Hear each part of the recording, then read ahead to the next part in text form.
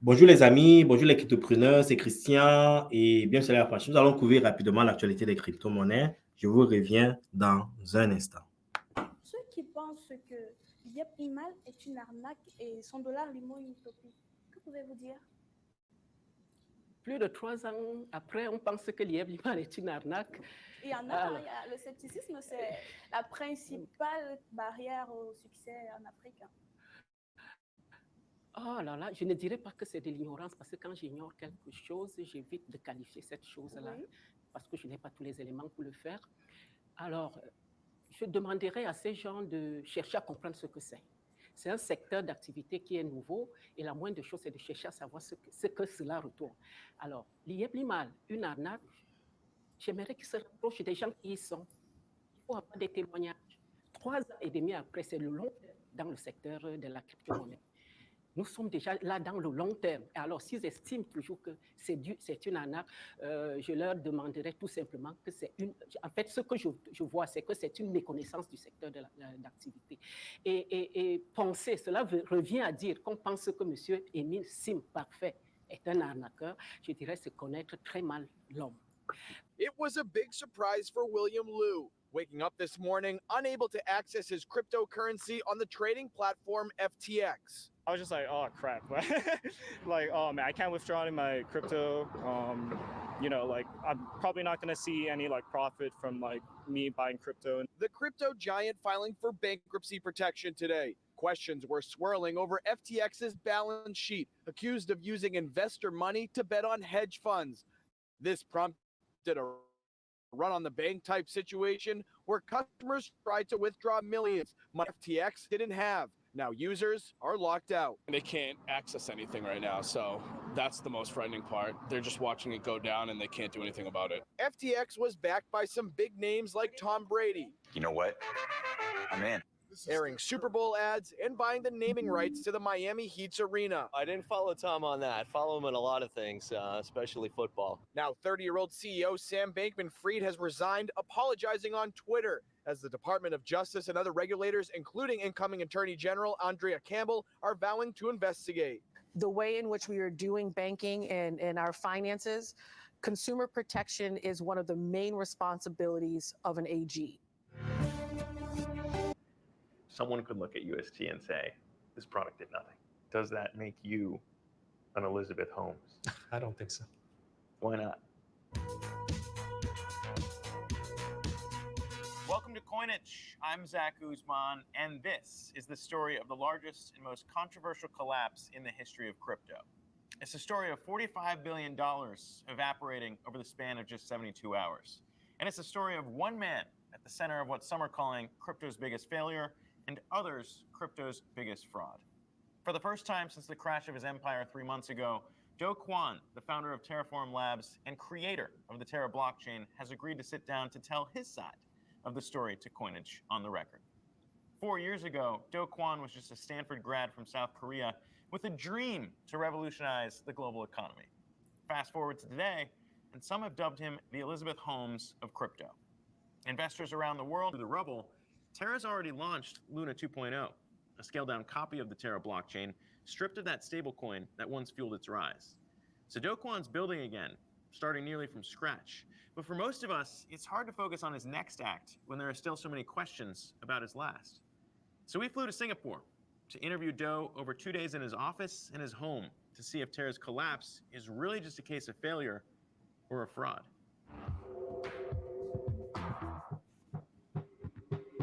What do you point to as kind of the easiest defense of it's not fraud? I don't think it's like a morality issue, but it's like coming in from like a loss of this magnitude, and especially touching upon an industry that requires a lot of technical background knowledge to be able to understand. It's just like very hard to process all of that and then come to a balanced conclusion when there's so much pain and anger in the air.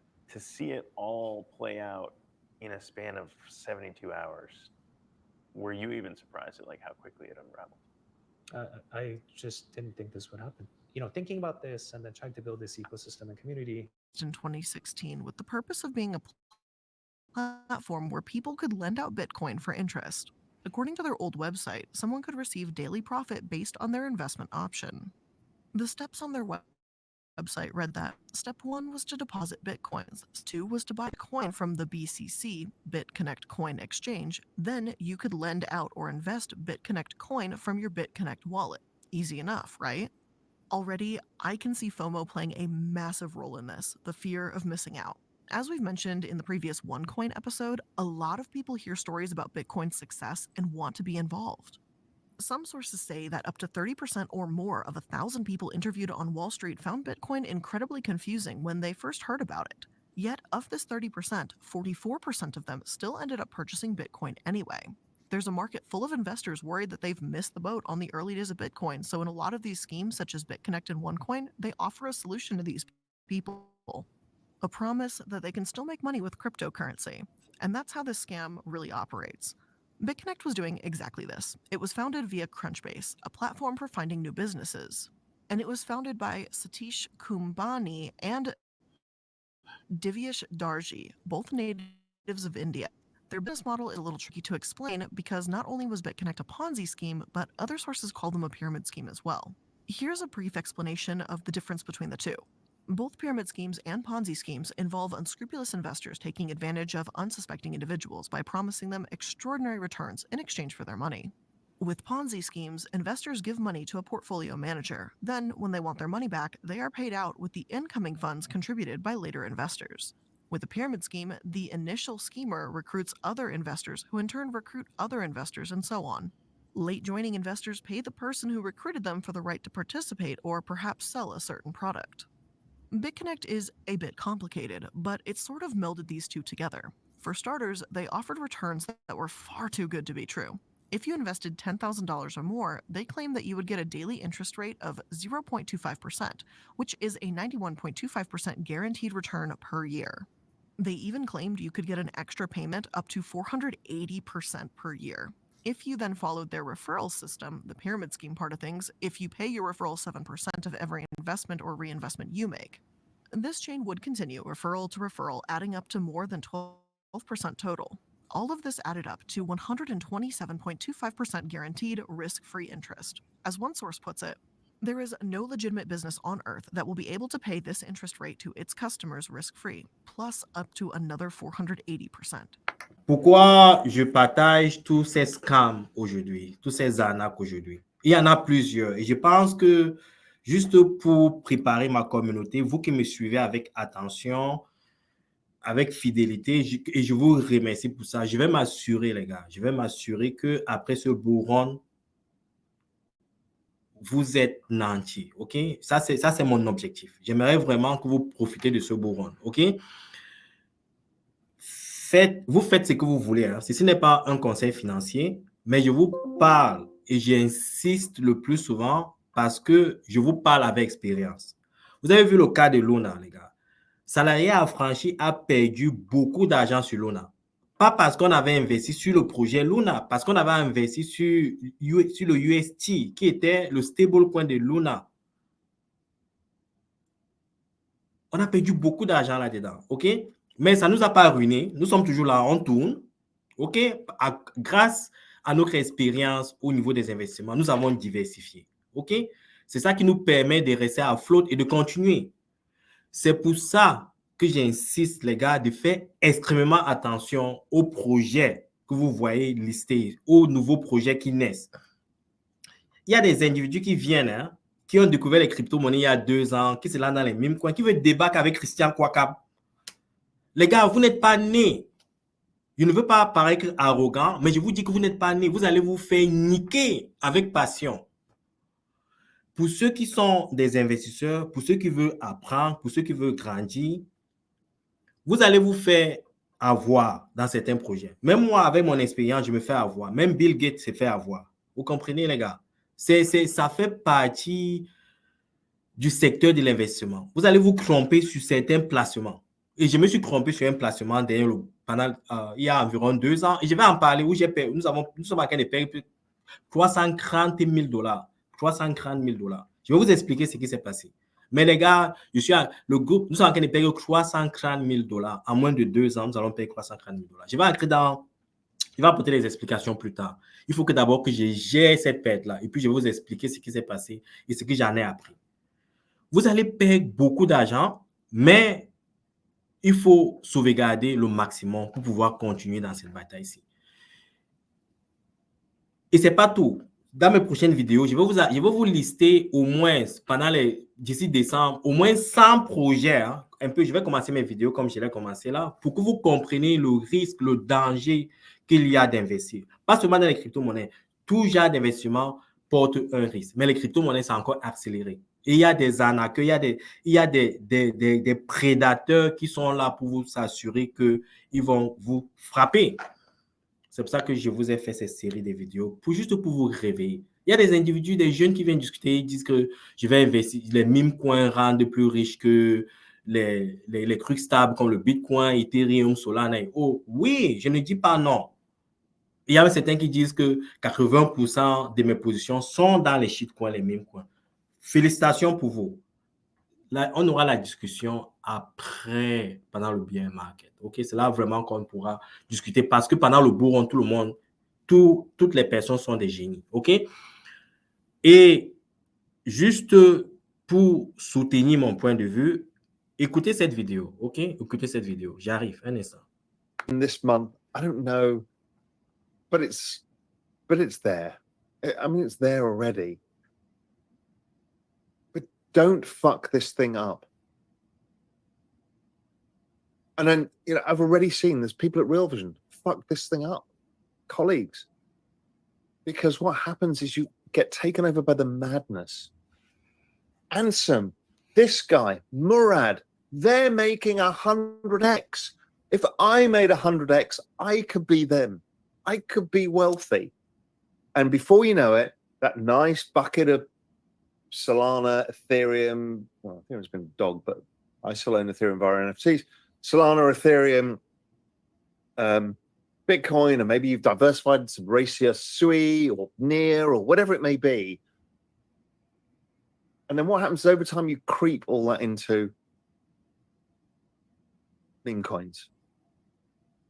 And then you're desperately in the search for the next big one. It's that kind of cane hit that you're searching for your next high, the next 50x. Oh my God, I got that one early and that one. And then you're buying into this AI narrative. Oh my God, AI has started a meme revolution and everything in the world's changed. I need to buy this. Before you know it, you're going to get washed out and washed out and washed out. I mean, I'm looking at my 10, 5, 7, whatever, 5% maybe allocation to memes, and which are Church of the Smoking Chicken Fish, which has been correcting recently. It's still probably well above where I bought it. I did add a significant amount. I got a decent size in that, really, for me in a meme coin, because I fucking love the community and I love the humor. But who knows? I mean, maybe maybe Lord Vishnu fails and they worship another god, the AI god. I don't think so. I think Lord Vishnu's all powerful, but certainly do not follow a moron like me into what I do. The other one I have is Doge. I think Doge is the alt cycle. I think it does it really well. I think Elon even calling the bloody government thing that he wants to start Doge. But let's see. Who knows? Have I done all right out of my memes? I probably doubled or tripled my money. Double, triple, maybe. I don't know. In the last year, I've had no 10x's, 20x's, 50x's, 100x's. I had one called Guac. I got out at the right time. I mean, it's fallen 99%. A bunch of shit that I looked at for. I mean, I've got no edge, zero edge. I like the Church of the Smoking Chicken Fish. I think Doge is actually more of a macro bet. You choose your meme, get involved. Just don't do stupid shit, please. I will never forgive myself if you fuck this up.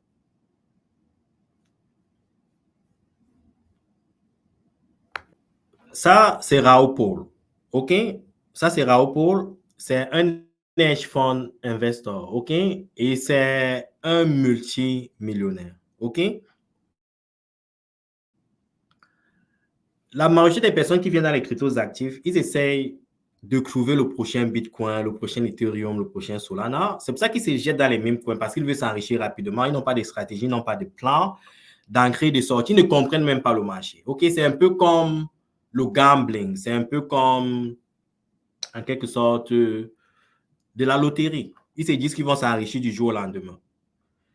Mais la majorité des personnes perdent en jouant à ce jeu. OK? Et je voulais partager cette vidéo de Raoul Pal, qui est un expert dans le domaine, quelqu'un que je suis avec attention, une référence pour moi, pour que vous compreniez que, les gars, il ne faut pas merder avec l'opportunité que vous offre le Bitcoin, Ethereum, Solana, des projets déjà établis. Ces projets établis feront minimum 20, 30, 40. Ce n'est pas un conseil financier, je peux me tromper. Mais d'ici 5-7 ans, avec la création au niveau de la blockchain, ces crypto-monnaies peuvent encore faire 20x. Ça demande juste de la patience. Et là, vous êtes garanti de sauvegarder votre capital et d'être dans l'opportunité. Au lieu de prendre des risques avec les meme coins, les shitcoins, cherchant le prochain Bitcoin. Si vous pouvez le faire, mettez 10% de votre capital vers ces actifs-là, mais pas 80%, les gars, pas 80%. C'est que vous ne comprenez pas l'investissement, vous vous trompez totalement. Ça, c'est un fait. Il n'y a pas de débat. OK? Et en parlant de ça, je vais vous partager avec vous le prochain écran. Regardez ceci.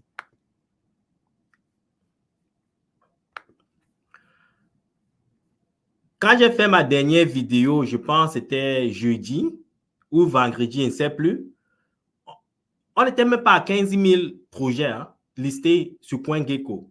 OK? Nous sommes déjà à 15 000. Je vous ai dit, les gars, d'ici la fin du bull run, si nous ne sommes pas à 17, 20 000 projets, je ne m'appelle plus Christian Kouakam. OK? Des nouveaux projets naissent le plus souvent quand ils anticipent une hausse sur les prix du Bitcoin. Chaque fois que vous allez voir cette tendance vers la hausse du prix du Bitcoin, c'est là qu'ils réalisent les projets parce qu'ils veulent vendre leur merde, ils veulent vendre le shitcoin, ils veulent vendre le token et arnaquer les individus. Et les premiers ancrés s'en sortent parce qu'ils achètent et ils vendent à ceux qui viennent après et puis les cryptos perdent 99% de leur valeur. Faites attention à dans ce que vous investissez. OK? Vous pouvez dire, oh, je n'investis pas beaucoup, c'est 1000 francs, c'est 1000 euros, c'est 10 000 euros. Les gars, si vous mettez dans 5 ans, si vous avez mis cet argent dans un projet solide qui fait 10x, par exemple, comme Ethereum ou 100x, vous n'avez pas de regrets parce que vous faites de l'argent et vous avez sauvegardé vos capitales. OK?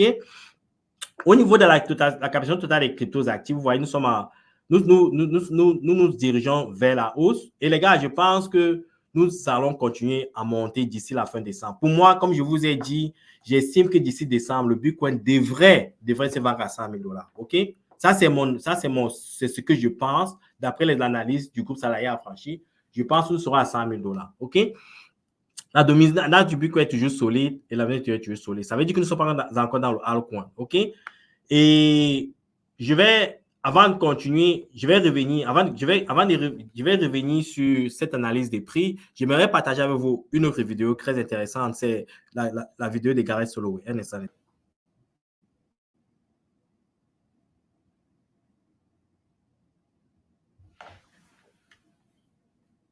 I said it would. Here you pulled back to the scene of the crime. I covered my short with crypto members here, right here. Now it's started to turn up beautifully. If it can take out this previous high here, I do think you'll at least test 72,000 and potentially 74. I remain short-term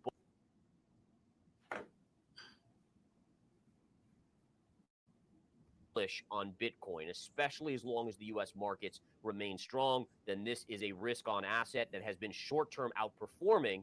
And I think, again, a potential all-time high is a very possible scenario on Bitcoin. So, yeah.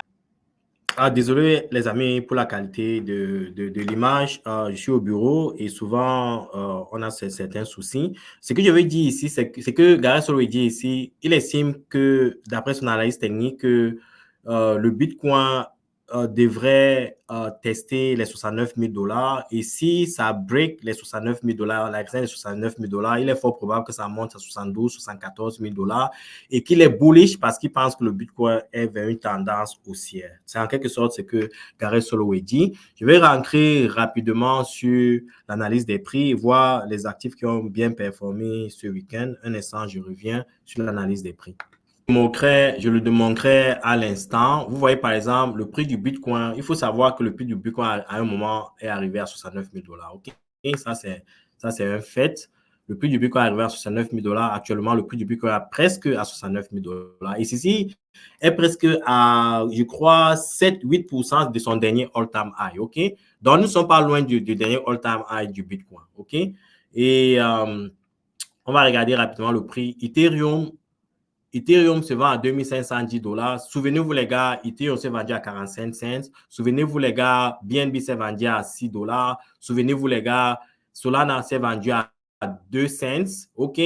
Donc, ces projets-ci ont encore du chemin à faire. Parce que si vous regardez la capitalisation totale actuelle des cryptos actifs, 2428 milliards de dollars ne représentent absolument rien.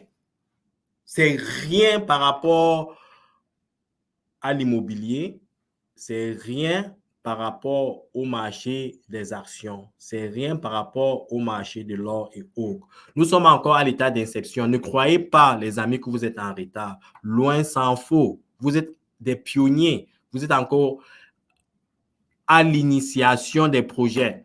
Bitcoin fera encore 10x. Ethereum fera encore 10x. Ce n'est pas un conseil financier, c'est juste mon anticipation. Solana fera encore 50x. OK? Faites attention aux shitcoins, aux meme coins. Vous êtes en train de vous perdre. Je sais que vous aimez le bling-bling. Vous suivez des gens qui vous font rêver. Je ne suis pas ici pour vous faire rêver. OK? Je suis ici pour vous parler d'investissement, pour vous préparer mentalement à être des bons investisseurs, pour vous préparer sur le long terme et surtout pour cultiver la patience. OK? C'est ça le groupe salarial franchi. Je ne suis pas ici pour vous faire rêver. Si vous êtes ici pour rêver, vous êtes dans la mauvaise chaîne.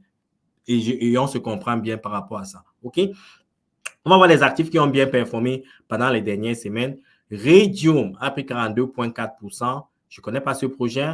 17,7%. Pop4, un autre meme coin, 14% d'appréciation.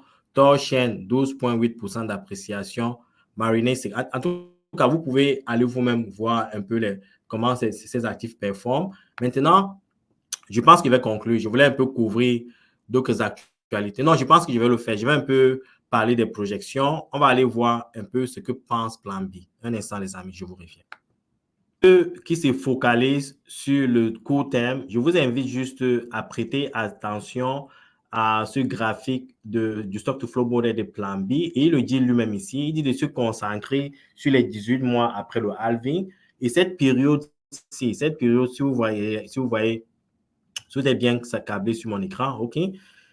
Nous sommes en train d'ancrer sur cette phase-ci. Peu importe où ça navigue, ce qui est important, c'est que le prix du Bitcoin ira à plus de 100 000 $. Si vous regardez par rapport ici, le prix du Bitcoin pourrait arriver à 250 000, 300 000 $ pendant ce bull run. OK? Donc, et quand la période parabolique arrive, les gars, les prix montent avec une rapidité indescriptible. OK? Donc, il faut se focaliser sur le long terme. Les baisses, les hausses des prix qui se passent toutes les semaines, tous les mois, ce n'est pas important. OK? Tous les jours, ce n'est pas important. C'est le long terme qui est important. C'est pour ça qu'il faut cultiver la patience. OK? Je pense que je vais m'en arrêter là. J'avais d'autres trucs, par exemple, Red Capital. Je pense que je dois passer à autre chose. Encore, je vous remercie pour votre fidélité. Les gars, je vous demande juste d'être patient et la patience est le fondement d'un bon investisseur. OK? Il faut juste être patient. Il ne faut pas chasser le lièvre, chasser les meme coins, les shitcoins, le prochain Bitcoin, le prochain Solana, le prochain Ethereum. C'est bien de le faire avec un capital réduit de votre portfolio. Si vous avez, par exemple, 100 $, mettez 10 $. Prenez le risque avec 10 $. Ne mettez pas 80, 100% de ces trucs-là. Vous allez perdre votre argent garanti. OK? Garanti. Ce n'est pas un conseil financier. Et encore, les gars, je suis un passionné. Je vous invite de faire ce qui est bon pour vous. OK? Je vous partage juste mon opinion. Bonne journée à vous. Ciao.